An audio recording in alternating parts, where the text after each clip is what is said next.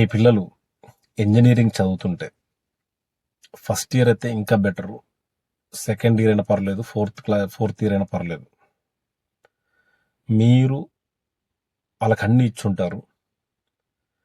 వాళ్ళకి కావాల్సిన బట్టలు, కావాల్సిన మొబైల్ ఫోను, ఇంకా ఖర్చులకి డబ్బులు, మంచి కాలేజు ఇవన్నీ ఇచ్చుంటారు.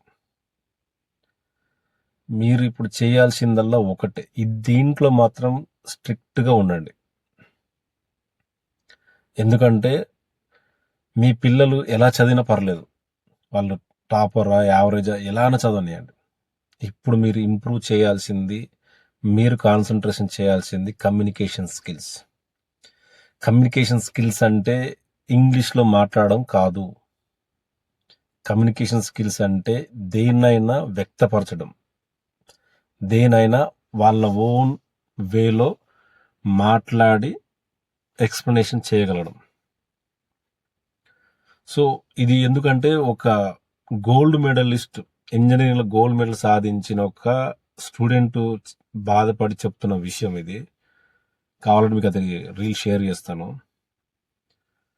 గోల్డ్ మెడల్ సాధించి జాబ్కి వెళ్తే 12,000 శాలరీ ఇచ్చారంట. వాళ్ళు నార్మల్ చదివిన వాళ్ళ ఫ్రెండ్స్కి ఏమో 15,000 శాలరీ, ఫస్ట్ జాబ్.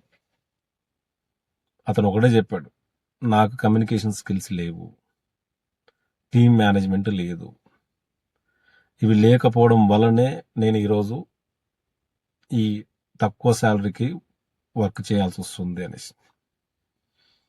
సో మీ పిల్లలు ఆ ప్రాబ్లం రాకుండా, ఎందుకంటే చాలా మంది ఇంటర్వ్యూస్కి అటెండ్ అయ్యి కమ్యూనికేషన్ స్కిల్స్ లేకుండా జాబ్స్ రాకుండా సఫర్ అవుతున్న పిల్లలు ఆల్రెడీ చాలా మంది ఉన్నారు.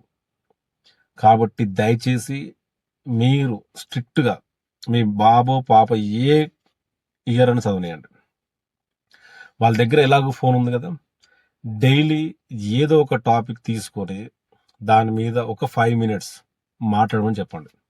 అది తప్ప రైటా ఏదైనా కానివ్వండి, రికార్డ్ చేసి మీరు ఫాదర్ అయితే ఫాదర్కి, మదర్ అయితే మదర్, లేకపోతే ఇద్దరికి షేర్ చేయమని చెప్పండి. దీన్ని మాత్రం ప్రతిరోజు చేయాల్సిందే. ఇది చెయ్యమని ఖచ్చితంగా స్ట్రిక్ట్గా చెప్పండి.